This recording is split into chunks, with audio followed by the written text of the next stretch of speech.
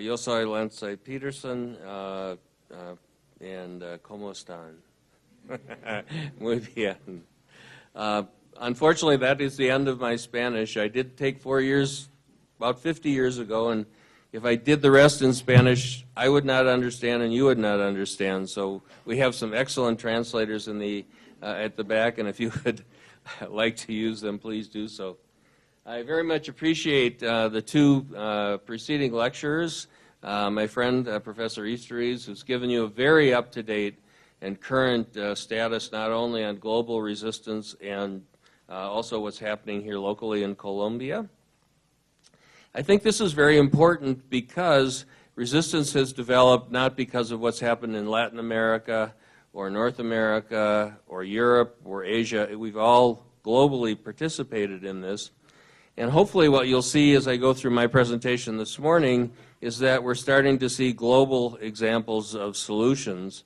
As Professor Easteries and I have had a chance to travel around Colombia, we've heard some local solutions as well that are really ahead of what's going on in my country, in the United States. I also very much appreciate what Professor Ali just talked to you about. I will try to follow some of his guidance, and all of my slides won't have references. I think this afternoon, hopefully, we'll have a good interchange of examples. Professor Easteries and I will give you some of our own examples, plus some that we've heard about on actually how to be practical, and I will give you some, hopefully, practical ideas to think about over lunch this morning during my presentation.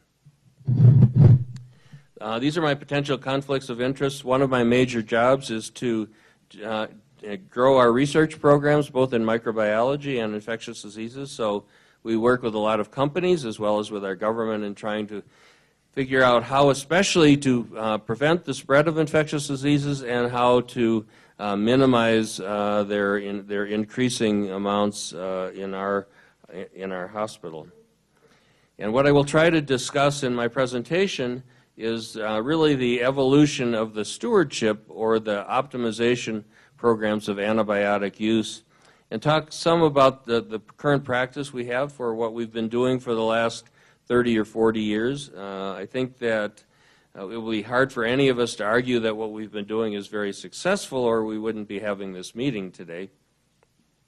We'll talk a little bit about some of the data that was in the recent Infectious Disease Society of America Symposium published a few months ago in Clinical Infectious Diseases. And then we'll end with the initial concept of an antibiotic care bundle that Professor Ali mentioned, and the care basket, putting multiple things into one initiative to get started.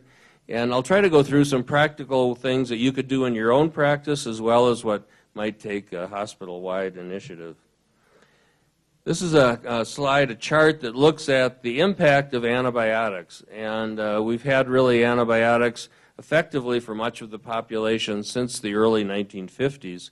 And you can see what would happen if they go away. The top slide here is for community pneumonia, and you can see if antibiotics went away, the mortality rate would go up 350%. If we go down to skin infections, it would go up over 2,000%. And compared to what we do for acute heart attack, myocardial infarction, trying to lyse the clots, the benefit's only about 150 to 200%. So while antibiotics have been effective and they have very few side effects, they have caused us to really improve our likelihood of survival when we get in a serious infection. Perhaps part of the problem with them is they don't have many side effects, so they're too easy to use. And we do tend to overuse them. This cartoon is from the Dutch, from the Netherlands. They have a website, and it talks about what really causes resistance. And the initial cause is really antibiotic use. It impacts whether or not bacteria become resistant during therapy. So how we use our antibiotics drive that. And it's not only the organism that's infecting the patient. One thing we have to keep in mind is whenever we give a patient an antibiotic, we expose all of their stool flora, all of their skin flora to the same antibiotic. And it takes 2 to 3 days for these bacteria in the stool and the skin to start to become resistant if there are potential ones for doing that. It takes 2 to 3 months for the bacteria to become sensitive again once we stop the antibiotics. So whenever we can do antibiotics for short periods of time, like for surgical prophylaxis, that's very, very good. Or if a patient doesn't need an antibiotic and we can figure that out in the first 2 or 3 days and stop it, that's also very, very good. Once the bacteria become resistant, then it's up to infection control to prevent the spread. So antibiotics drive the resistance and infection control prevents the spread. So really minimizing the resistant clones is really the best way to stop the global emergence of antibiotic resistance. What about the current practices that we have? And I think this is an important paper that was written by and published, written by David Patterson, published about 7 years ago, and he was reviewing our current traditional use. And at that time and still, much of the hospital's infections, when the patients present, the patients are either given a cephalosporin or a fluoroquinolone. And he's arguing here that cephalosporins lead to increased infections with vancomycin-resistant enterococci, or VRE, the ESBLs that we heard from Professor Easterwees earlier, resistant Acinetobacter species, and the new problem in much of the world is Clostridium difficile. Quinolones have been linked to increases in infection in MRSA as well as gram-negative. And so what he's arguing that neither cephalosporins or quinolone should be the main antibiotics that we're using above all else, or the workhorse antibiotics as they're often called. So what is the goal of stewardship programs? And the term stewardship was chosen on purpose. In English, it means something that's very precious, so we take care of it. And that's the idea with the antibiotic. And the goal of the antibiotic stewardship programs were to preserve these very special drugs for the future so that our children and their children can use them. That is really the overall rationale. We really want to, in addition to that, improve the therapy of our patients, because that's why we're all in healthcare. So we want to avoid toxicity, selection of resistant organisms, and then spread of these organisms. I think what's become very, very clear in the last decade especially is that we need to combine stewardship antibiotic use programs with our infection control programs to stop spread. And what I'm going to talk about in my time today is that not infection control. We've learned a lot. We have a lot of new tools in infection control over the last decade, but we really haven't changed what we've done for antibiotic stewardship, for antibiotic prescribing in a significant way for probably 50 or 60 years. So we want to improve the care of our patients and reduce overall costs. And I think in my own mind, the best practice, the best care of our patient actually makes them recover from their diseases faster and lowers our overall health care costs. So what is the overall progress of stewardship to date? And there have been two very good critical reviews published this year that assess all of the articles that have been looked at. And in general, when a hospital undertakes a stewardship program, multiple strategies are implemented at the same time, and then the hospitals try to measure the outcome.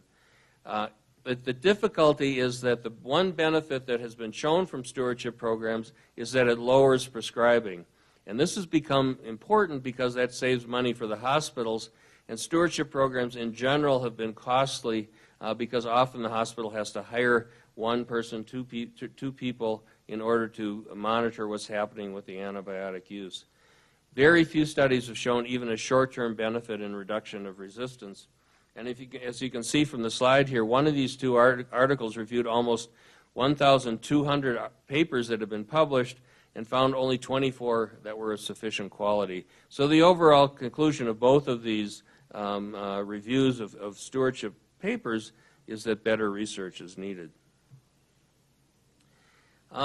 In this Infectious Disease Society supplement and symposium that was done, John Bartlett, who's one of the very senior infectious disease doctors worldwide, really made a comment that has been consistent over the last 40 or 50 years, that we really need to get serious on antibiotic stewardship. We will not see any new agents, at least for gram-negatives, that are clinically available for use before the end of this decade, certainly, and that we have to design strategies to preserve the current agents that we have.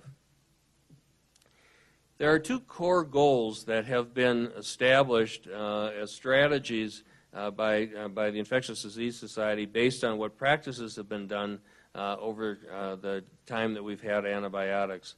The first is using a prospective audit of antibiotic use and then feeding back or intervening with the prescriber. This generally occurs at the third day when the culture results are done. And so this is not the kind of stewardship or antibiotic practice that you use when a patient comes to you or you go to a patient that has a new infection and you're trying to decide what antibiotic to use at the beginning. And that's what I'm going to focus most of my attention on today. This audit and review with intervention to the prescriber, if they're not following the hospital guidelines, has been studied. And what this rating of 1A means is that the committee putting together the rating had consensus, and there's been at least one prospective study evaluating it, and we'll look at that in a minute. The other core strategy has been restriction of antibiotics for different reasons, perhaps toxicity because of perhaps cost, perhaps side effects, and requiring some authorization by an expert in the field in order to use that antibiotic. This has never actually been studied in a prospective way, although it does lead to decreased use of the antibiotic that's not permitted for wide use. So these are the three studies that have been published and done and published to look at prospective audit and intervention strategies. And if you look at this, what the outcomes have been is that they've all shown you can reduce antibiotic use. Whenever this has been tried, the number of antibiotics go down. And they've all shown that they haven't harmed the patient in general. But none have shown that there's actually been a patient benefit to this type of a strategy for antibiotic stewardship. I think that the most interesting of the papers is in the middle, which actually they showed a trend towards increased readmission and increased death rate, increased mortality in the intervention group. It did not reach statistical significance.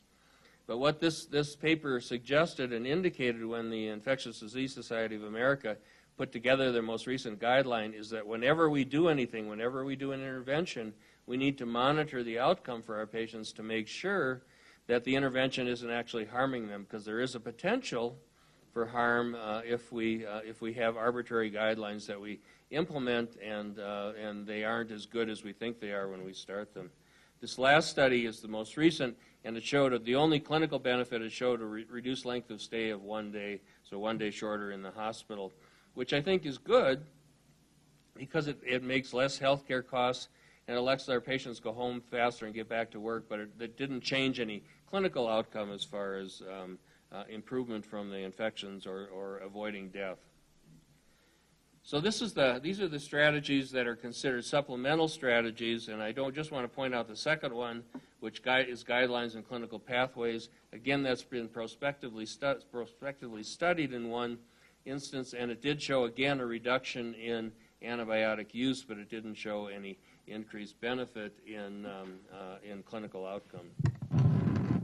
Sorry, this keeps weakening on me here. There we go. In fact, the most recent guidelines from the Infectious Disease Society of America and the American Thoracic Society on hospital-acquired pneumonia has been evaluated in a paper published in The Lancet earlier this year, and the mortality rate was actually higher in the patients, statistically higher in the patients that had followed the guidelines. So we need to consider existing guidelines as starting ideas, I think, for our practices, but not something that we necessarily need to implement exactly the way they're written, because we need to tailor whatever we do to our own hospital settings. What is the current status of stewardship in the U.S.? There have been two papers looking at this, and in general, while there's a lot of antibiotic prescribing in the United States, about 2/3 of patients receive an antibiotic in the hospital, and that's very similar to what we find. Only about 50 to 60% of hospitals have stewardship programs, and in general that means just an antibiotic formulary committee, not very active in intervening on individual patients. And I think the reason for this is that we haven't had, as Professor Ali mentioned, really practical ways of what to do. Basically, the guidelines say that you should hire an infectious disease physician or an infectious disease pharmacist and review what the prescriptions are being given out in the ICU and then correct them if necessary. And that doesn't really give us guidance on how to deal with all of our patients in a practical way. So what are the fundamentals of initial therapy, empiric therapy? And we have learned a lot in this for serious infection. This makes no difference whether it's serious infection coming from the community, from another hospital, or that develops in our own hospital.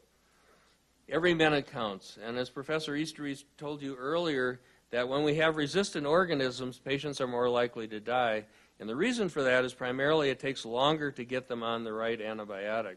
If you look at the outcome of patients with resistant infections, whether they're gram-negative or gram-positive, and we don't get them on the right antibiotic within the first 1 to 2 days, the time gets better, the length of stay gets longer. After 2 to 3 days, the mortality rate starts going up.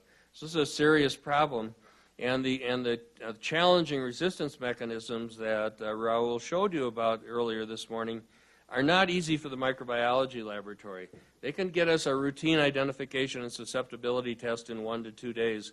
But these challenging resistance mechanisms, the ESBLs, the KPCs, require special testing. And in general, it takes 3, 4, or 5 days to have the report come back from the laboratory. So we need to know what is happening at our own hospital in the people that are coming to see us and anticipate that at the very beginning.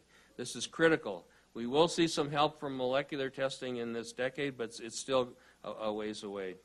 We have to make sure that treatment with the antibiotic that is given is actually active, and then again, as I mentioned, we have to start considering length of therapy so that when our patients start to get better, we stop treatment when it's appropriate.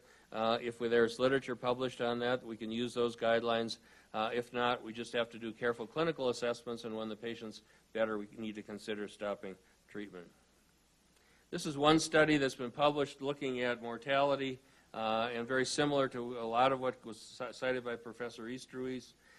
Inadequate therapy increases the hospital mortality, overall mortality, treatment-related mortality, and the number one risk factor is not giving the antibiotic that the patient needs right at the beginning. In this study, if the patient didn't get the right antibiotic, their risk of death went up over 4 times compared to if they had the right antibiotic at the beginning of treatment. So what do we know about effective practice? Since the APEX program started about, as you heard earlier, about 4 years ago, and this started with a group of about 10 people, and Raul and I were at the beginning of this, physicians, microbiologists, and pharmacists that met in Canada. And Wyeth was funding this, but they gave the physicians, the professionals, saying, we need a new strategy for antibiotic stewardship. You come up with it, and we will help you spread this information. So basically what has happened over these 4 years is we actually had some very interesting publications come out that has helped us really develop the overall strategy that we're talking about today. Really developed for the idea of having a heterogeneous prescribing pattern using all of the antibiotics that are appropriate for a given infection, but not focusing just on one so that you drive resistance to that particular one agent. As it turns out, cycling gives you a very homogeneous prescribing pattern during the time that you're using it. And as I said, cycling has to go on for at least 3 months or 6 months in order to be considered a cycling program.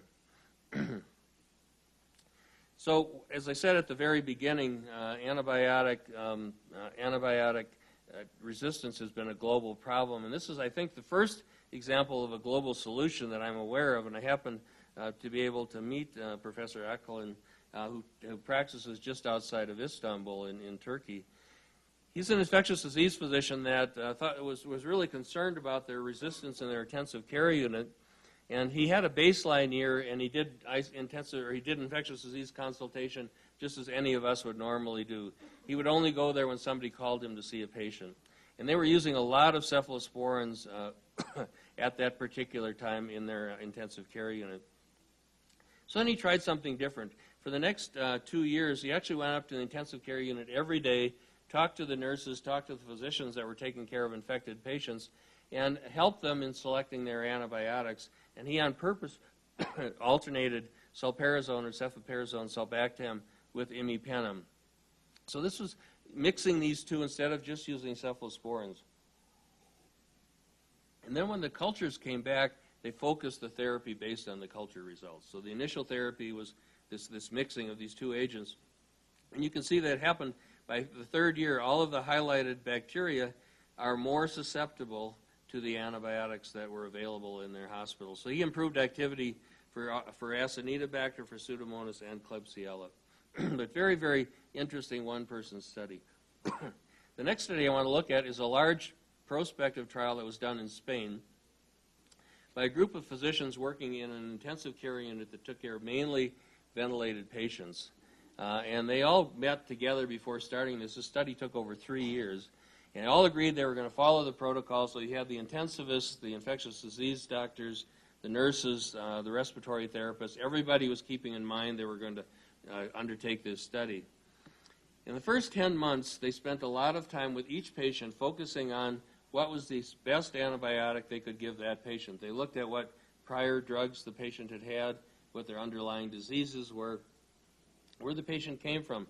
Did they come from a nursing home, another hospital, from their own home, and whatever assessment they could give that would help them target therapy. For the next year, they took 3 antibiotic regimens and did a typical stewardship program. They prioritized each one of them for 4 months. So the first 4 months, the patients would get an anti-pseudomonal carbapenem when they had a pneumonia in that ICU. The second 4 months, an anti-pseudomonal cephalosporin. Third 4 months was piperacillin tazobactam, an anti-pseudomonal beta-lactamase inhibitor. And they were following the clinical cultures what patients got when they were on these regimens. The next year, they just reversed this. Same 3 antibiotics, same 4-month periods, but they restricted each one so they couldn't use, the doctors couldn't use that particular agent when the patients got infected.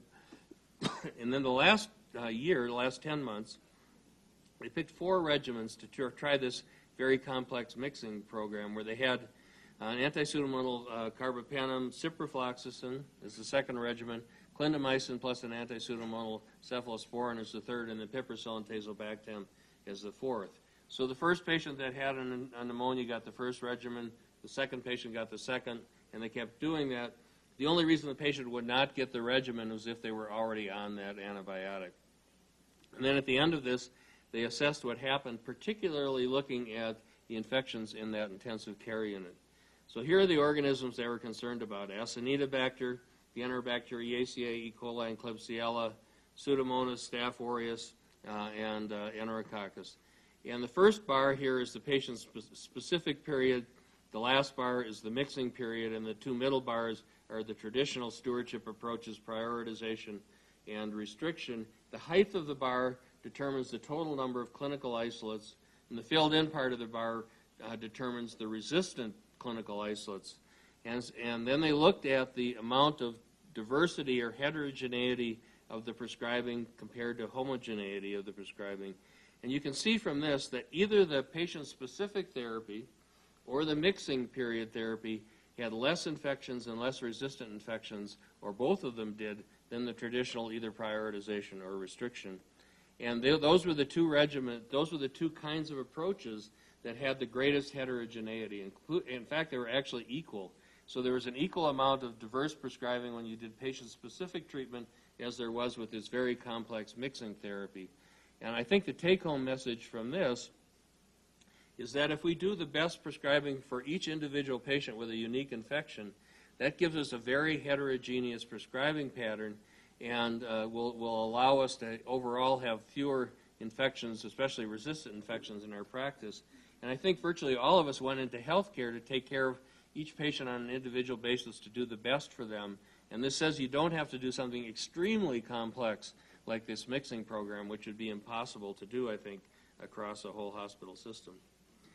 It's just earlier this year they actually published their clinical outcome data, and this is the first time I've seen this kind of information.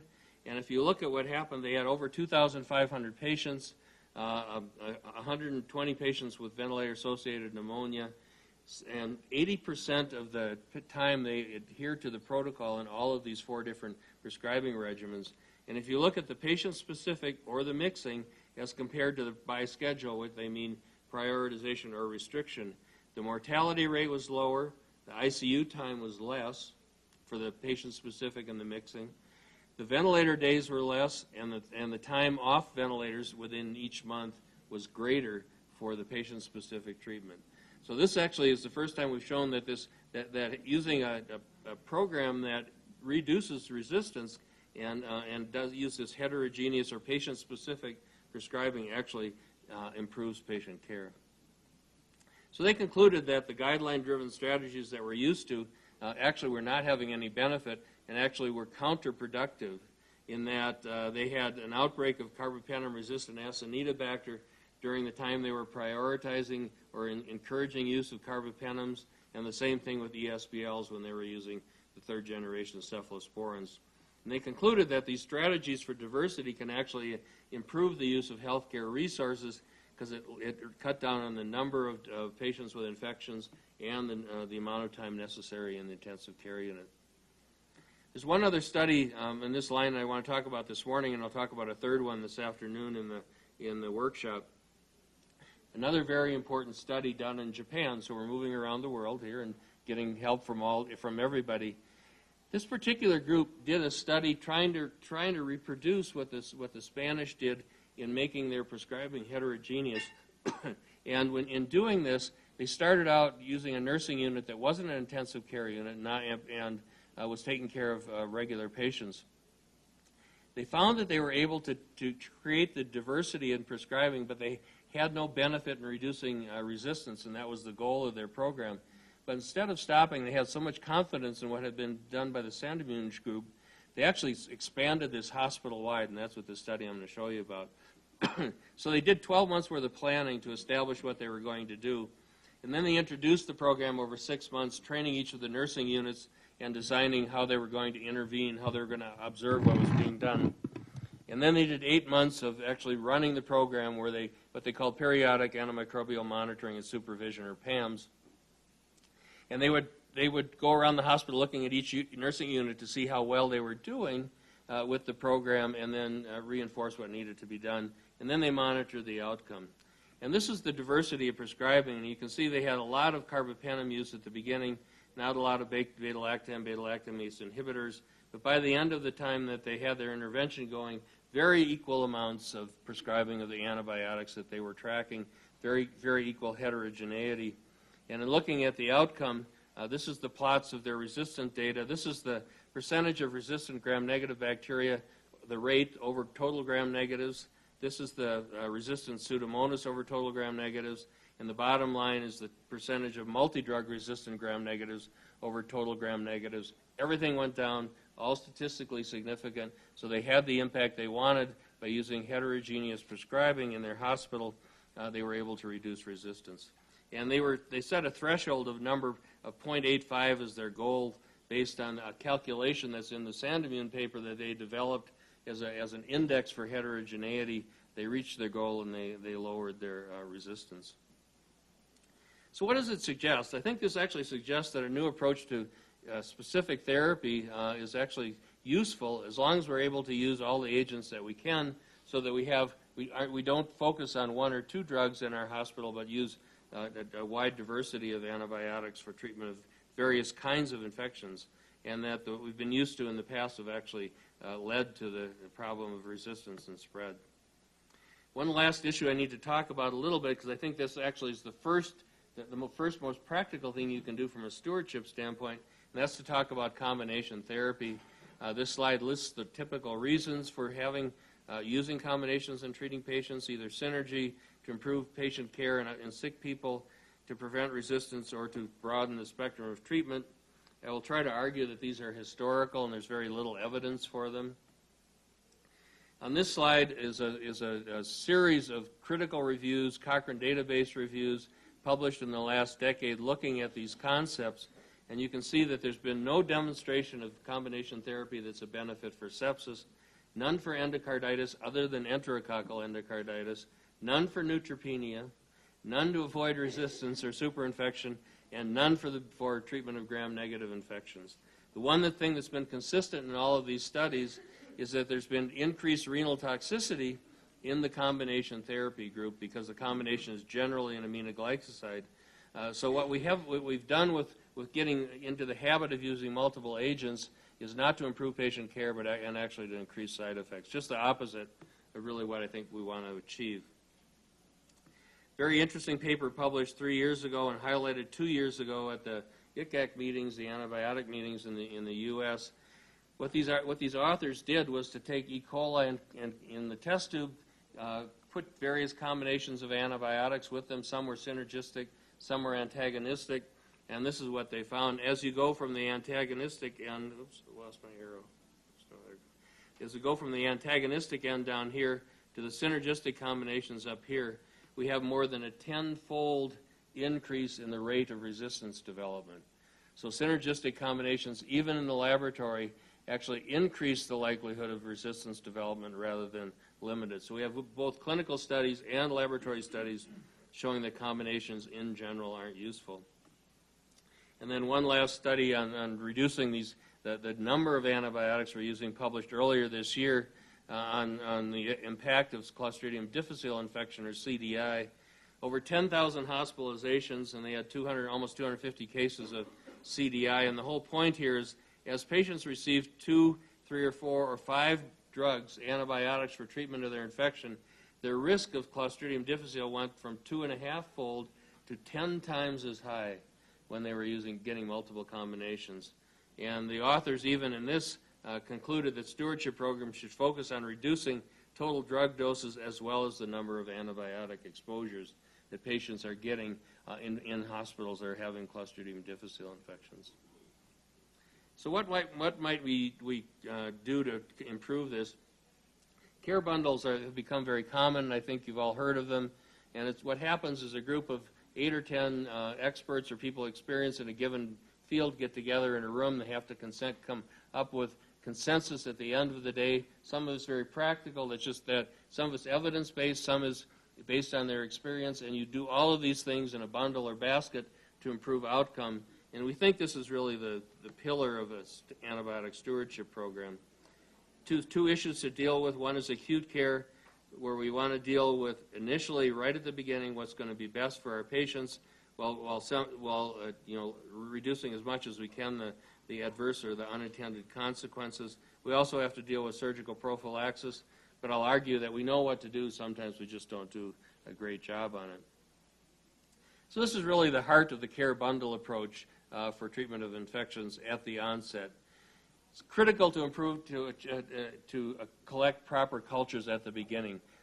In the 21st century, our microbiology laboratories are very good at growing the organisms we're concerned about: Staph aureus, E. coli, Klebsiella, Pseudomonas, Acinetobacter.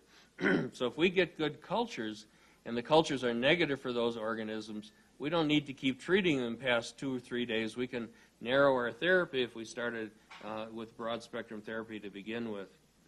We want to involve our pharmacists at the beginning.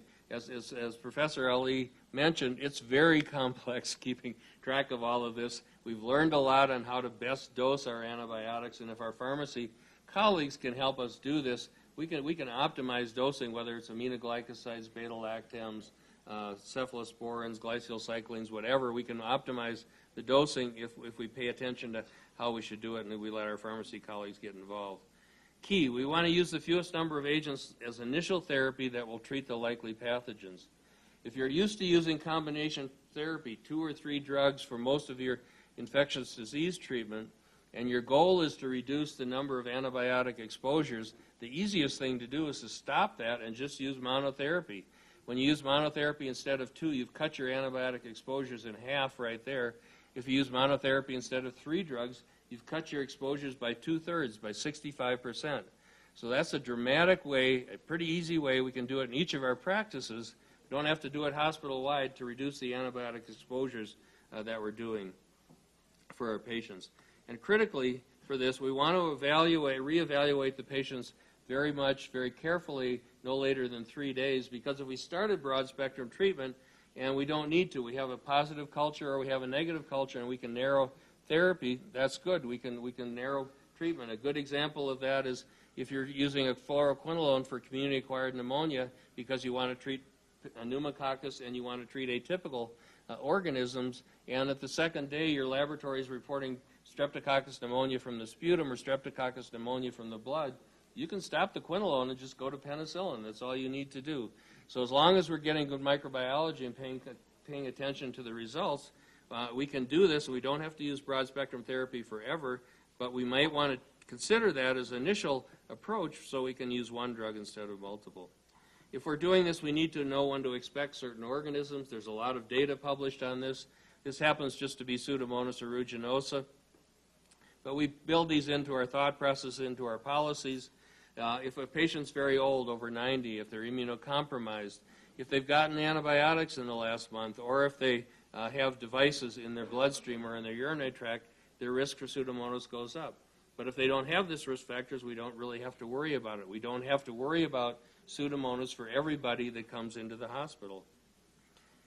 So if you're doing this, there's two kinds of measures you want to do. One is a process measure to see how well your faculty is following the guidelines that, or the programs that you've implemented. And we want them to be fairly simple so we can record them without a lot of effort.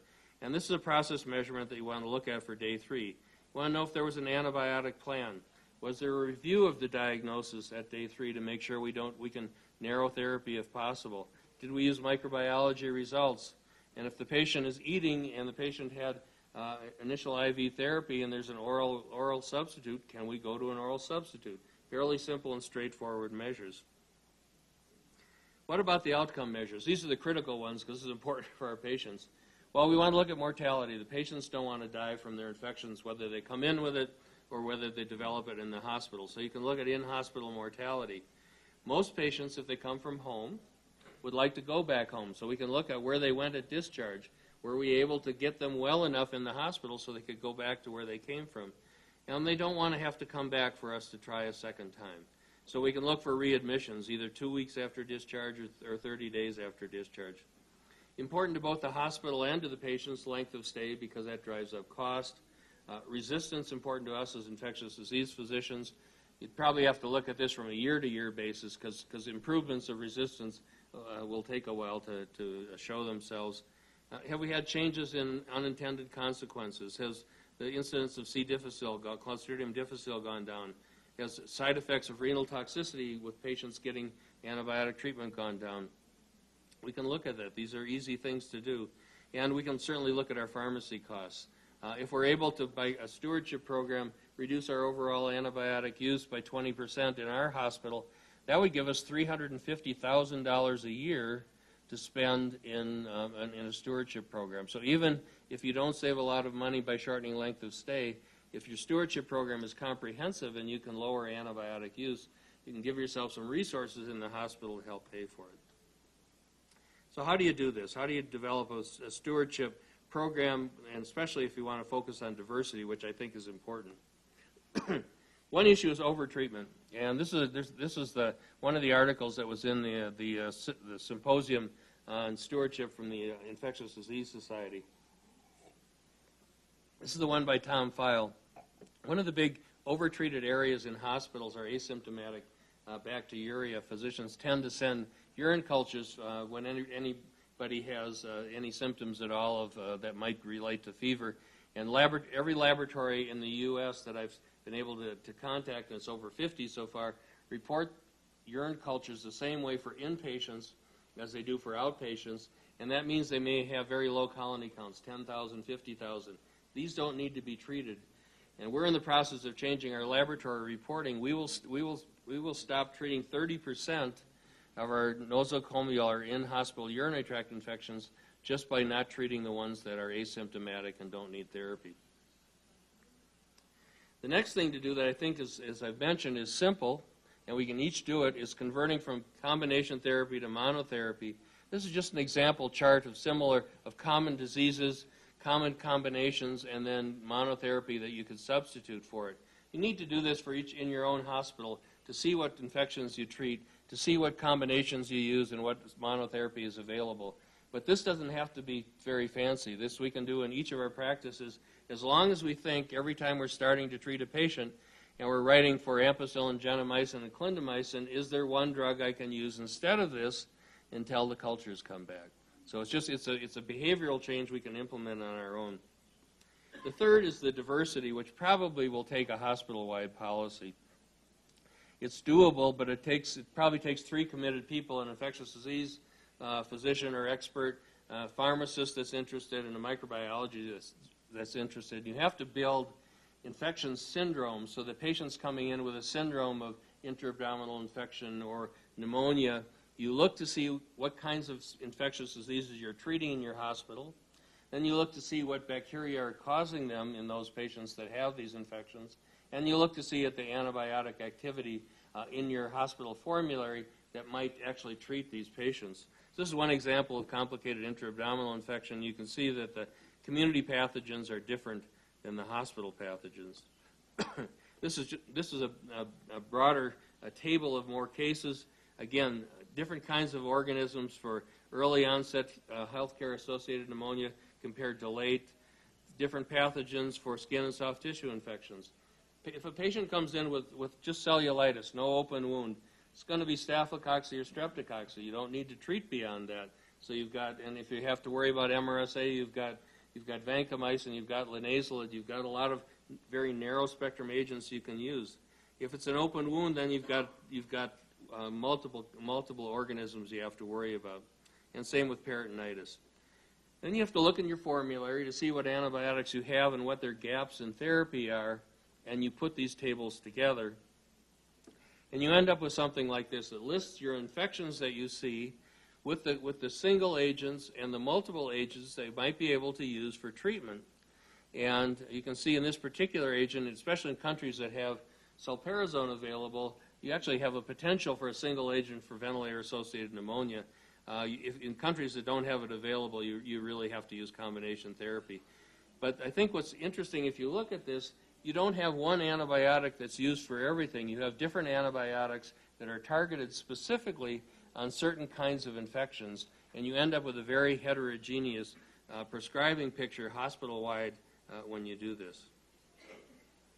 You have to consider about some things like collateral damage. We've talked about it. I'm not going to spend a lot of time, but the cephalosporins have a lot of other organisms and other kinds of resistances they impact. So do the fluoroquinolones, and so do the carbapenems. So you have to keep this in mind when you're building your formulary doing this. So I'm going to summarize, then we'll stop and move on to the second speaker before we take questions. But I think it's very clear that we have a dramatic lack of new agents, and this will continue long into the future. And we will need to initiate effective infection control along with effective stewardship programs to really limit the emergence of new drug resistance as well as limit its spread. And doing this can be very, very effective. We have to consider novel prescribing programs because I think it's hard to argue that, as I said, what we've done over the last 50 years has been successful. And I do think we have to use the new agents in a care bundle for practical implementation of a stewardship program. We really have to get over the historical idea of saving new agents till the very end because that hasn't served us well in the future. It's done two things. It's allowed, I think, emerging resistance to rapidly increase because of multiple agent therapy, and it's also cut the incentive for any company to develop new agents because why would you develop one if nobody's going to use it? So I will stop here, and muchas gracias. Thank you very much.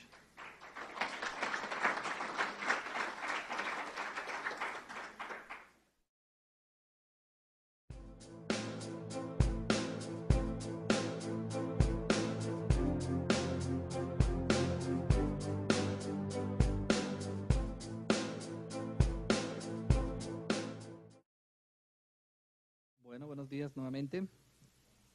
La idea de esta charla es mostrarte un poco, tratar de algunas experiencias locales y claramente esto es una introducción para lo que viene esta tarde, que es compartir las experiencias de cada uno de nuestros sitios de trabajo y mirar cómo podemos mejorar entre todos hacia un programa mucho mejor de lo que se va a mostrar. En estas estrategias que va a mostrar, pues claramente va a mostrar algunas, las que he estado directa o indirectamente, sin decir que estas son las experiencias en las cuales son las mejores, son las peores, son las primeras, son las últimas, sino sencillamente son experiencias locales en las cuales se ha visto que parte de lo que plantea el doctor Peterson en su excelente conferencia que me precedió, pues mostrar que es también posible hacerlo acá, con recursos locales, con la realidad que tenemos en Colombia y en este caso en Bogotá. La primera diapositiva es solamente algo que generalmente he venido haciendo en los últimos años, de hacer un poco de homenaje al doctor Duchamp, que fue el médico francés que en realidad descubrió los antibióticos más que Alexander Fleming. Fue el médico que en su tesis de medicina hizo análisis y estudios para evaluar cómo los hongos eliminan el crecimiento de antimicrobianos, y no fue por azar, sino que realmente fue su tesis de medicina tratando de demostrar, y logró demostrar que algunos hongos inhiben el crecimiento de Salmonella. Más adelante, en Lancet, ya en 1997, será hasta el reconocimiento 100 años después, en homenaje a este doctor. Y también rápidamente tener en cuenta que esto es parte de la historia del éxito y el milagro de los antibióticos, en el cual ustedes ven las dos diapositivas, esta diapositiva en el cual ven algunos titulares, en el cual compañías como Pfizer o como Bristol Myers Squibb en los 43 promocionaban la aparición de los antibióticos y cómo adicionalmente contribuyeron a disminuir la mortalidad en la Segunda Guerra Mundial. Igual lo que se veía en Nueva York en la venta de penicilina, y lo que veían en la parte inferior izquierda, que era la dosis que llevaba de antibiótico los soldados, los aliados en la Segunda Guerra Mundial. Pero pues este milagro ya ha ido desapareciendo, y justamente no voy a entrar en detalle porque ya se ha venido planteando en las charlas que me precedieron. Acá lo importante de tener en cuenta es que dentro de esa estrategia, pues diferentes sociedades, inicialmente la ISTE y CHIA en el 97, hacen la primera aproximación acerca de la importancia de monitorizar resistencia, uso de antibióticos, y el link que va de la mano con lo que tenemos con el control de infección. Posteriormente aparecen las guías que comentaba el doctor Peterson. Y aquí ya localmente, pues también se han hecho algunas actividades previamente de Colombia, digamos previamente desde el 2000, se han planteado a partir de datos de resistencia la importancia de lo que se tenía, de la necesidad de crear políticas de uso prudente de antimicrobianos, no solamente a nivel hospitalario, sino a nivel local. Probablemente mañana, doctora Ivette, vamos a mostrar un poco más en detalle este componente, pero tener en cuenta que en Bogotá es el único distrito que tiene restricción de venta libre de antibióticos al público en las farmacias, y que la política de uso prudente de antibióticos, aunque se había lanzado desde el 2007, pues todavía estamos empezando hasta ahora realmente a consolidar como política, no como política institucional, como ya lo tienen algunos centros hospitalarios. Probablemente hay otros departamentos, como el caso de Boyacá, que se une a este tipo de estrategias de políticas de restricción de consumo de antimicrobianos, en el cual lo que se pretende es establecer una serie de pasos, que es lo que vamos a ver esta tarde y mañana, de parte de lo que tenemos, lo que se ha logrado, como a partir de normas que se pueden establecer. Estas normas pueden ser globales o como políticas, decretos, hasta normas más locales en una institución, como es una guía de práctica clínica, un formulario, algunos criterios éticos de promoción de medicamentos, políticas de procedimiento en el caso de la materia farmacéutica. Van a llevar a una serie de cambios que van a su vez permitir mejorar el uso de los antimicrobianos, posteriormente hacer un diagnóstico a esto que ha cambiado y finalmente poderlos medir y evaluar si esto fue suficiente o no, que es parte de este punto que ustedes ven acá. No es para leerlo, sencillamente es parte de los procesos de calidad. Los que saben de calidad pues saben que es exactamente lo que uno vería en otros escenarios. Igual, desde las políticas, una de las que más se ha trabajado son las guías de práctica clínica. De hecho, nuestro país asume las guías de práctica clínica como una de las maneras y herramientas poderosas para la práctica médica en Colombia. Esto debe tener sus pros y sus contras. Lo vamos a ver porque esto es el fruto que va a pasar con esta política que aparece hace 2 o 3 años. Pero es importante que las guías de práctica clínica no solo es hacer la guía, probablemente lo más fácil, lo más importante es cómo diseminarlas, cómo lograr credibilidad, y adicionalmente cómo lograr que estas guías finalmente sean aceptadas y que sean adaptadas a la realidad de cada sitio, que es lo que a veces no ocurre. Algunas veces las guías de práctica clínica es traducir una guía, adaptar una guía, pero la adaptación realmente es una adaptación que sea real a la situación de cada sitio o de cada región. Dentro de esto pues hay metas para las guías en el caso de uso de antimicrobianos. Básicamente las metas que deben mantenerse son las metas que se plantean en la literatura mundial: optimizar el tratamiento, reducir el riesgo de toxicidad, limitar la emergencia, reducir los costos. Sin embargo, como les decía, deben regularse y adaptarse a condiciones locales. Va a haber limitaciones, siempre toda guía va a tener limitaciones. Una guía no cambia el manejo diario de un paciente, pero sí orientan, y eso es parte de lo que se debe tener en cuenta, cuáles son las fortalezas y limitaciones que tienen cualquier guía.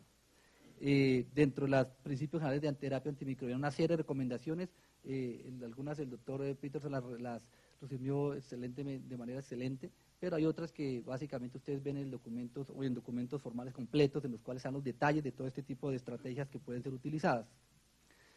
Y esto es lo que veríamos esta tarde y mañana con más detalle para evaluar algunos de los aspectos, tanto qué es lo que está en las guías, qué es lo que se tiene, cuál es la política, qué podemos hacer y adicionalmente cómo podemos medir, que es el reto que tenemos ahora.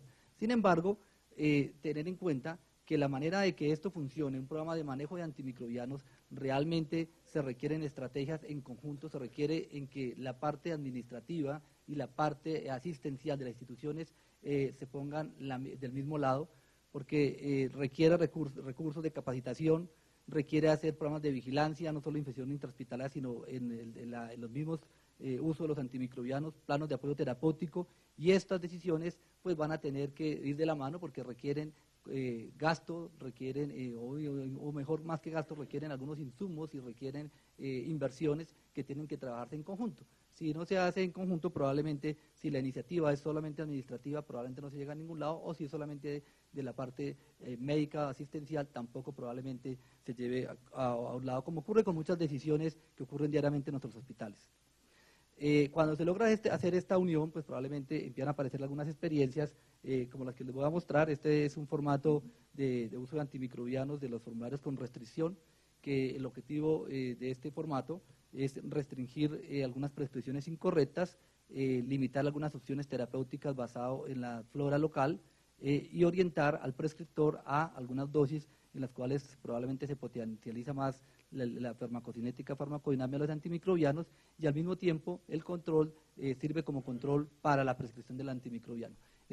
Como lo mostraba el doctor Peterson, ya una de las estrategias que se ha sido validadas, es una estrategia que se ha validado en varios hospitales en Colombia, se ha implementado desde hace más de unas décadas en algunos hospitales, y le muestro esta porque justamente es una de las experiencias validadas que mostró resultados. Esta es la experiencia en el Hospital San Ignacio, en el cual se introdujo este formato de restricción en el 2000, y antes del 2000, perdón, en el 98, y bien, ustedes pueden ver acá cómo cuando se introduce el formato, para el caso de prescripciones incorrectas, en este caso uso de ceftazidima y cefotaxime, ven ustedes cómo hay una tendencia en la serie de tiempo a normalizarse, homogenizarse con la introducción del antimicrobiano. Igual como cuando se introduce este antimicrobiano y reglas de juego para la prescripción de profilaxis antimicrobiana, ven ustedes cómo, en este caso, también el número de prescripciones incorrectas de la profilaxis antibiótica antes de cirugía,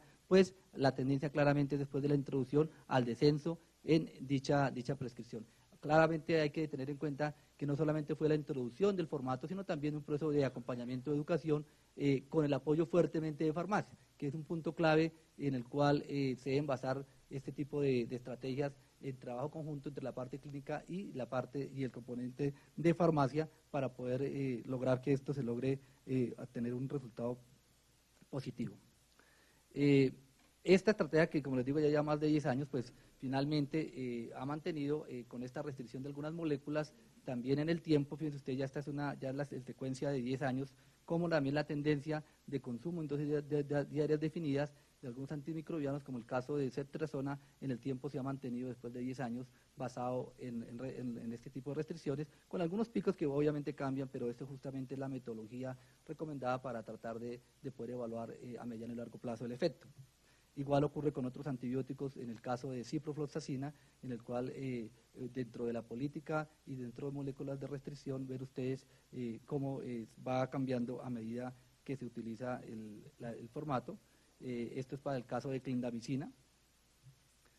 Obviamente en el caso de ampicilina sulbactam hay un aumento, pues básicamente cambios de la prescripción, basado en que muchos de los antibióticos que utilizaban, y eso lo muestro claramente más en una diapositiva, en los cambios de políticas de guías, el uso de ceftriaxona para neumonía, que fue parte de lo que se hizo con las guías de ATS, de neumonía que en la comunidad, y se hizo un uso masivo de ceftriaxona al comienzo de la década de 2001, 2003, desestimuló el uso de utilizar antibióticos de muy amplio espectro para gérmenes de la comunidad, y como cuando hay pacientes de la comunidad probablemente hay que utilizar otro tipo de antibióticos, aumenta el consumo de piptasa con restricción de algunos carbapenémicos, la caída de amicacina, y esto básicamente es por la no combinación de antibióticos, como todo el doctor Peterson, que se restringió el no uso de antibióticos de forma sinérgica o combinados.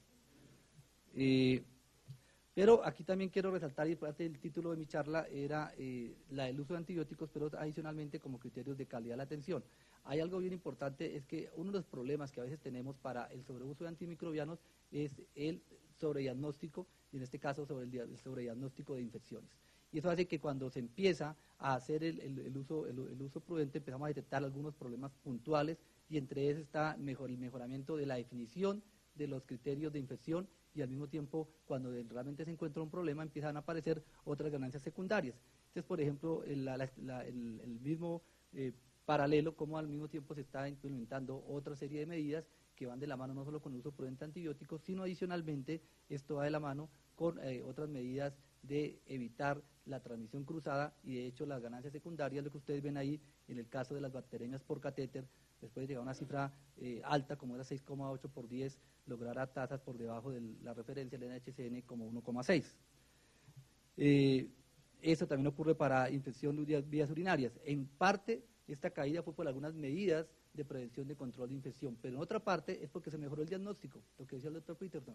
Igual nos ocurre no solamente en Chicago, sino acá ocurre exactamente lo mismo, doctor Peterson, la situación de bacteriurias asintomáticas en los cuales se diagnostican con infecciones urinarias nosocomiales, y hacen que sea una gran parte del uso del antibiótico, y solamente cuando se hace un programa de auditoría de antibióticos realmente se va a restringir ese sobrediagnóstico que puede estar ocurriendo, y parte de lo que explica en la caída, el caso de neumonía asociada a la ventilación. Tenemos, y hay problemas que es parte de lo que, pues aquí no solamente es parte de los sitios, siempre hay problemas. Uno de los problemas grandes es la historia clínica electrónica. La historia clínica electrónica aparentemente es una ventaja para muchas cosas, no aparente, es una ventaja para muchas cosas, no para la calidad del registro, pero para otros procesos, por ejemplo, en el caso de lo que les estoy mostrando hoy, del uso de la hoja del antibiótico que se tenía, realmente la adaptación de la hoja del antibiótico al formato electrónico ha sido más difícil, y por eso es que se van superando, probablemente empiezan a caer en algunos aspectos. Se manda más tiempo, hay posibilidades de mejorar esta opción. El doctor Roncancia mañana va a comentar algunas de las maneras como se pueden hacer diferentes estrategias, como ocurren en algunos tipos de historias con alertas electrónicas para cada vez que se te prescriba, no te dejar prescribir el antimicrobiano. Sin embargo, a veces ven ustedes que puede tener limitaciones. Igualmente yo les muestro la situación ideal, que es lo que estamos viendo en los indicadores de la unidad de cuidado intensivo, pero desafortunadamente no refleja completamente todo el hospital, porque adicionalmente esa política de gerenciamiento del antibiótico, del control del antimicrobiano, no puede ser igual para todo el hospital por el tamaño y por el recurso humano que se tiene. Entonces hay limitaciones que hacen que esta misma estrategia tenga el mismo impacto en todo el hospital. Esta es otra experiencia en el cual es un estudio de un tiempo que se utilizó una intervención para hacer un estudio ecológico, en el cual lo que se hizo fue hacer un periodo de recolección de información, evaluar perfiles de resistencia, evaluar consumos de antibióticos e evaluar indicadores de infección intrahospitalaria. Posteriormente se hizo una intervención, esa intervención fue educación, la introducción de una hoja de restricción de antimicrobianos, la educación en la calidad de la toma de cultivos y la educación en las definiciones de diagnósticos y seguimiento a guías, específicamente una guía que era neumonía. Posteriormente se hizo la misma medición en un periodo inmediato, se valoró durante un periodo de 10 meses, se dejó un periodo en el cual pasaron 8 meses y luego se volvió a hacer una medición a mediano plazo para ver cuál ha sido el impacto de esta intervención. En general lo que se pudo ver es que el primer impacto, sin alterar la estancia ni la mortalidad y sin cambiar el perfil epidemiológico del hospital, lo que puede ver que a mediano plazo hubo una reducción marcada en los consumos de antimicrobianos medios en dosis diarias definidas. Fíjense ustedes cómo en el caso de la vancomicina se pudo disminuir hasta en el 50% de lo que se estaba prescribiendo. Y así ocurrió para otras moléculas como las mismas cefalosporinas de tercera generación. cuando comparamos el antes y el periodo después, ya el tercer periodo, que era casi 20 meses después de la intervención, pues básicamente la importancia es que algunas de las políticas se mantuvieron, es decir, esa disminución de consumo se mantuvo en el tiempo, en otras ya no era tan evidente como ocurría, es decir, hubo ya empieza a perderse la flexibilidad de lo que se estaba haciendo, pero sin embargo ven ustedes el impacto que eso tuvo, especialmente para cefalosporinas de tercera generación y para el uso de ciprofloxacina. Les decía que la ganancia indirecta es que acá igual, después de la intervención, que es lo que ustedes ven en la línea vertical roja, ven cómo empiezan a haber también una disminución de los indicadores de infección intrahospitalaria, y eso básicamente es por el trabajo en medidas que iba de la mano con mejoramiento en el diagnóstico y mejoramiento en medidas de control de infección. Y eso hace que el efecto empiece a notarse en otros puntos, y ahí es donde va la unión entre resistencia, medidas de control de infección y adicionalmente uso prudente de antimicrobianos como medidas locales. Fíjate, acá incluso en resistencia bacteriana, evaluando los periodos, hubo una reducción en lo que ustedes ven en amarillo en algunos gérmenes, en estafilococos, en resistencia de E. coli, y acá algo paradójico es que ven ustedes que acá justamente lo que no pasó es el efecto sobre Acinetobacter. En el Acinetobacter ven ustedes que en vez de caer, subió, y eso básicamente es para resaltarles uno de los problemas adicionales.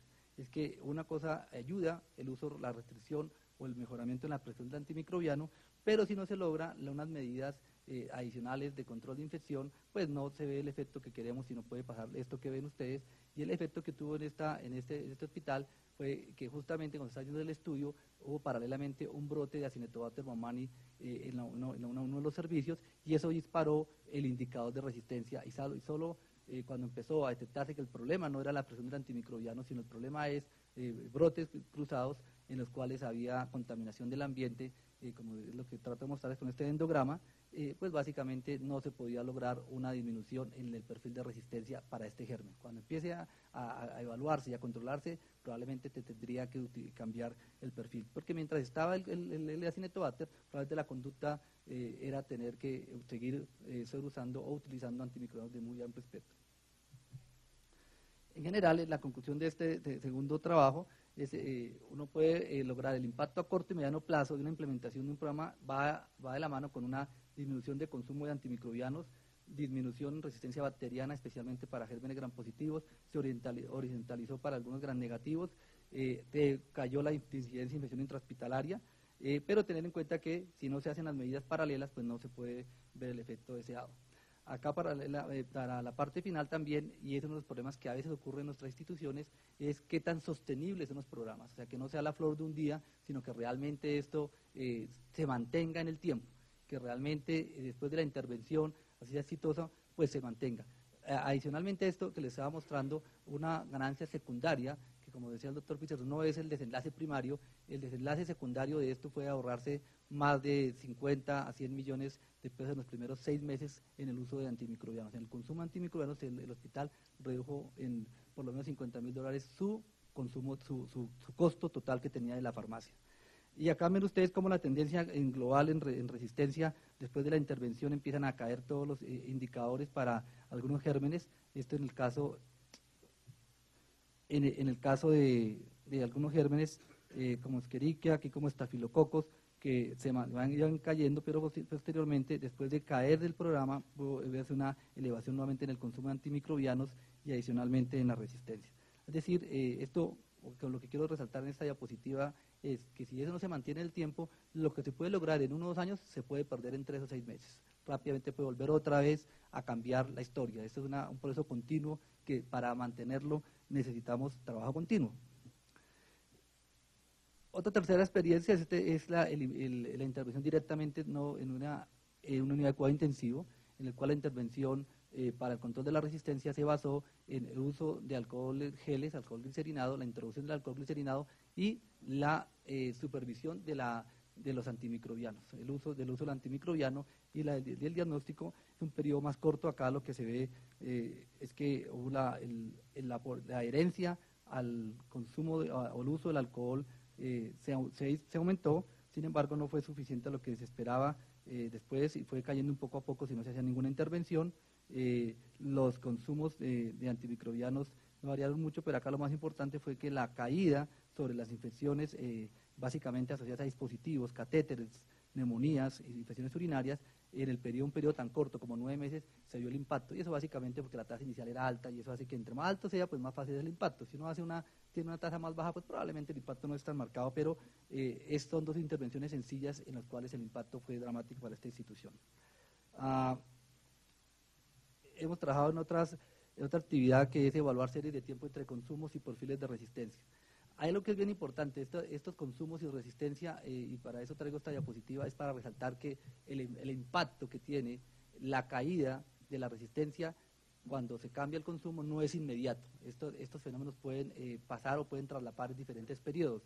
No puede uno esperar que al suspender el antimicrobiano o dejar de usarlo, inmediatamente va a verse efecto en la flora, sino que puede ocurrir en diferentes tiempos, dependiendo del microorganismo y dependiendo del antibiótico y dependiendo los otros factores, además del consumo de antimicrobianos. Entonces, por ejemplo, este es el caso de 2 hospitales en Colombia en el cual se ve cuál es el número de cepas resistentes, cómo han venido cayendo y cómo va de la mano con el consumo de ciprofloxacina. Entonces, a medida que el consumo de ciprofloxacina, ustedes ven ahí en rojo, va cayendo, la resistencia de estafilococo metilino resistente también va cayendo. E igual ocurre lo contrario, si aumenta el consumo de ciprofloxacina, el consumo de estafilococo va subiendo. Aquí lo importante es que esto está ajustado, no es inmediato. Ustedes ven ahí unos que no es exactamente lo mismo, los picos que ocurre entre las dos gráficas, porque no es así de esa manera. En el modelo nuestro da hasta 4 o 5 meses de diferencia entre el impacto con suspender o aumentar el consumo de este caso, quinolonas. Esto mismo se repitió en otros hospitales. Igual acá quería mostrarles cómo esta es una intervención que se hizo en un hospital de Bogotá, en el cual uno de nuestros residentes hizo una determinación y incluyó el uso del consumo de alcohol y jabones en la medición para evaluar cuál era el impacto que se estaba teniendo. Ustedes ven cómo a medida que va pasando el tiempo va aumentando los consumos de jabones y alcoholes con la introducción de los alcoholes, y al evaluar cuál era el impacto que esto tuvo, que tenía, pues básicamente lo que se puede también ver es que a medida que hay el consumo aumenta, la resistencia disminuye, en este caso a E. coli, cefalosporinos de tercera generación. Es decir, aquí también el impacto, no solo el uso de antimicrobianos, sino de otra intervención directa, como es evitar transmisiones cruzadas. El punto importante siguiente es que parte de esto es educación que puede ser buscada de diferentes maneras, la educación no solamente hacia el prescriptor, sino hacia los demás equipos de salud y adicionalmente hacia los pacientes. Es decir, los pacientes también se pueden involucrar en el uso adecuado de antimicrobianos. De hecho, hay ejemplos buenísimos, como el ejemplo de la experiencia Optama en Suecia, en el cual es un ejemplo de país, de cómo se puede restringir el uso de antimicrobianos, donde el médico, donde el que presiona por el uso prudente o la no prescripción de antimicrobianos ni siquiera es el médico, sino el paciente. Llega al punto de que el paciente es el que le dice: doctor, ¿está seguro que me va a formular un antimicrobiano? Porque ha empezado a cambiar, pero es una experiencia de varios años. Experiencias no solamente capacitar al personal de la salud, sino a todo el personal, a todo el equipo que trabaja en las instituciones, guías y protocolos que deben seguirse. Entre esto muestro algunas experiencias de el comportamiento en el seguimiento del uso prudente de antimicrobianos en esta institución, pues básicamente después de que se introduce se mantiene el 92%, pero por un acompañamiento y además por un tamaño de la clínica que permite hacerlo de esa manera. A través de un hospital grande es mucho más difícil hacer esto, y básicamente esto se empieza a ver reflejados en que los consumos de antibióticos en dosis ya definidas pues se ve también disminuido, que es básicamente lo que habíamos visto, y los consumos y los perfiles de resistencia también ustedes ven que empiezan a disminuir cuando empieza a mejorar el consumo. Entonces, básicamente, ahí con esta parte quería cerrar el ciclo en que si se quiere evaluar, se puede evaluar, hay herramientas ya establecidas y que claramente sí es posible hacerlo, sí es posible evaluar, disminuir la resistencia, va de la mano no solamente con el uso adecuado de antimicrobianos, sino va de la mano con otra serie de estrategias que se tienen que establecer en las instituciones. Esto es igual ocurre, la Cinetobacter baumannii en esta institución no es un problema, y básicamente por restricción de carbapenémicos en el tiempo. ¿Y por qué no se restringen carbapenémicos? Porque justamente, más que restringir, es porque no hay la necesidad de utilizarlo. ¿Por qué? Porque justamente ha cambiado la flora, pero es todo un proceso después de 3 a 5 años. Si uno tiene un brote de blés mi tasa de incidencia de enterobacterias productoras de beta-lactamasa es alta, tengo un problema, pues probablemente tener que utilizar antibióticos que cubran ese tipo de gérmenes y probablemente el uso va a aumentar y el uso, como lo mostraba el doctor Petersen, pues va de la mano como daño colateral de aparición de resistencia. El porcentaje de herencia de guías es importante, seguimiento a las guías, realmente este es el seguimiento a 2 guías de cumplimiento de inmunidad que tiene la comunidad e infección urinaria.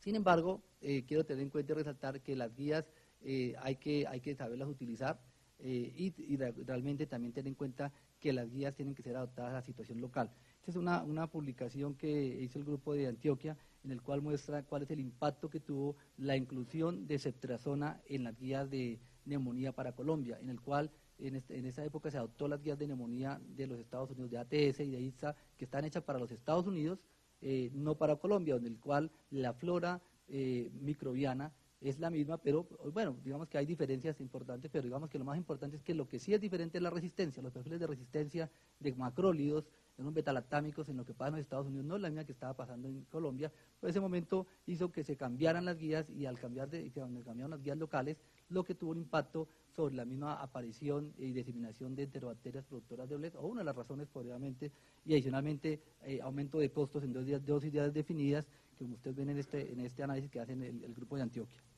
Entonces, las guías pues ayudan. Estos son otros, el caso de la profilaxis antibiótica, justamente no solamente es el antibiótico, sino el momento adecuado de la administración del antibiótico asociado con el proceso infeccioso. Acá igual, como cuando se coloca en el momento que es, pues se disminuye el riesgo, si se coloca antes o después. O sea, no solamente es saber qué colocar, cuánto tiempo colocar, sino el momento que debe colocarse. Son ejemplos claramente priorizando el momento donde se debe colocar el antimicrobiano, específicamente, como sabemos, para cefazolina en 30 a 60 minutos. Y lo mismo, igual las profilaxis pues se mantiene el tiempo. Probablemente uno de los factores más complejos de algunas instituciones es lograr que todo el equipo entienda que es profilaxis y que no es tratamiento y que tienen que suspenderse los tratamientos en el momento adecuado. Claramente si no tenemos uso adecuado de aislamientos, no tenemos adecuado la tendencia de lavado de manos, pues básicamente probablemente el efecto que podamos tener con un programa de gerenciamiento de antibióticos en resistencia probablemente no va a ser lo que se esperaría. Hay maneras directas o indirectas de verlo, algunas cuestionadas, otras no tanto. Si uno debe hacerlo directamente con observación o si lo va a hacer de forma indirecta con evaluación de consumos que se podría evaluar. Lo importante es que esas son estrategias que tienen que hacerle. Como les digo, todo lo que puedo mostrar, probablemente esta tarde ustedes van a compartir otra serie de estrategias que les han funcionado y otras que no les han funcionado. Indicadores que pueden evaluar también qué se está haciendo de seguimiento también ya están claros, algunos como los evaluar cuál es la tasa de incidencia de MRSA, como lo propone el grupo de Massachusetts, compararlo con algunas instituciones. Aquí lo importante que quiero resaltar es que hay que compararnos local o internacionalmente, pero hay que compararnos para evaluar que realmente lo que estamos haciendo y empezar a mostrar, a mirar que tenemos que mirar y comparar los datos. A veces nos da miedo mostrar los datos, pero para bien o para mal es lo que tenemos y es lo que nos permite evaluar y podernos referenciar y poder cambiar lo que tenemos, porque muchas veces si seguimos haciendo lo mismo, no esperemos resultados diferentes. Eso lo hizo Albert Einstein hace muchos años. Si uno sigue haciendo lo mismo y espera lo mismo, eso es medio estupidez, es la frase que hace Albert Einstein. Tiene que cambiarse, hay que volver a cambiar. Quiero resaltar que solo en las instituciones donde hay un apoyo directo institucional a estos programas, esto funciona. Donde sea solamente una voz la que hace, ya sea, como decía el doctor Cortés esta mañana, el Capitán América solo, o solo el intensivista solo, o solo el jefe de farmacia, o la jefe del comité de infecciones, probablemente esto no llega a un futuro. Para terminar, quiero resaltar esta parte. Esto es de la vida real. Esto fue una discusión en este seguimiento y de control de antimicrobianos, pero justamente a veces, muchas veces nos toca evaluar qué es lo que se está haciendo y qué es lo que tenemos. Probablemente la cosa no es solo restringir moléculas, como decía el doctor Peter, sino usarlas adecuadamente. Probablemente lo que dicen los infectólogos, nos restringen los antibióticos como cuando un sediento en la mitad del desierto no le dejan tomar el agua de su cantimplora. El problema es que muchas veces no sabemos cuánto queda para terminar el desierto y la cantidad de agua y cómo tenemos que racionalizarla. Y eso hace que a veces que sea tan difícil llegar a un punto de acuerdo. Para terminar, quiero mostrar esta última diapositiva, en el cual está una pintura que hizo mi hijo cuando tenía 2 años, y yo le pregunté qué era, y Él me dijo que eso era una jirafa. A mí me parecía que podía ser un sapo o otra cosa. Y lo que quiero resaltar con esta diapositiva es que a veces hay dos formas de ver las cosas. La forma como el administrador de un hospital ve el problema, la forma como el público ve el problema y la forma como los clínicos vemos el problema. Solo cuando hablamos del mismo idioma es cuando empezamos a entendernos y lograr un resultado. Muchas gracias.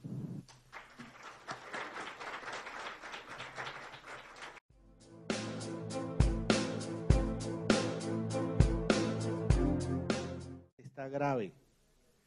Cuando tengo una infección polimicrobiana o cuando sé que es un germen resistente, ¿se usa la combinación o definitivamente hoy no se debe hacer?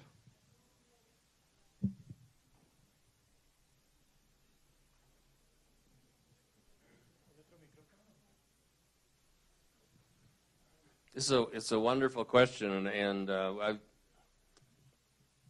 gone through this with our own faculty. Our own faculty, including myself, had a tradition of using combination therapy for very sick patients, typically either a cephalosporin or carbapenem or piperacillin tazobactam along with an aminoglycoside. And I actually had, when we started talking about this as a stewardship idea, during one of our faculty meetings, I had each of our physicians review one of these critical articles, and they all agreed at the end that we needed to stop. I think that the concern is that you may not be able to treat the patient because you won't you won't have the sufficient activity against all the bacteria.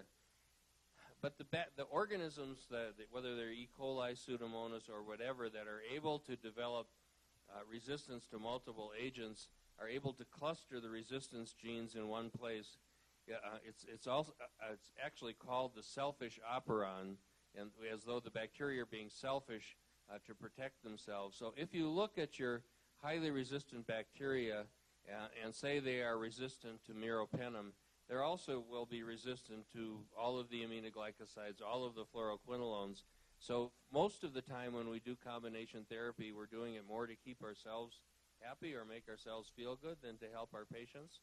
I had a chance to go to India for a visit about a year ago, and one of the physicians said to me that we use diversity in our patients, and the problem is they use diversity in all of their patients all at the same time. So all of their patients get everything they can think of, and that doesn't really help much.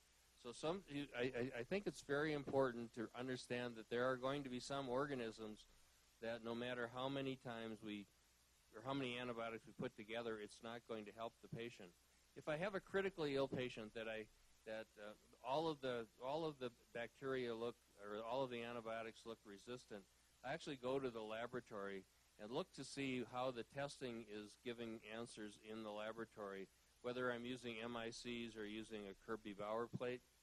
And if there are antibiotics that have some zone of inhibition around them, say I have a Pseudomonas aeruginosa that is reported as resistant to piperacillin tazobactam and tobramycin, but if there's a little zone of inhibition around that, I will use that as a combination, and I will use very high doses of the penicillin because it's very safe to do that.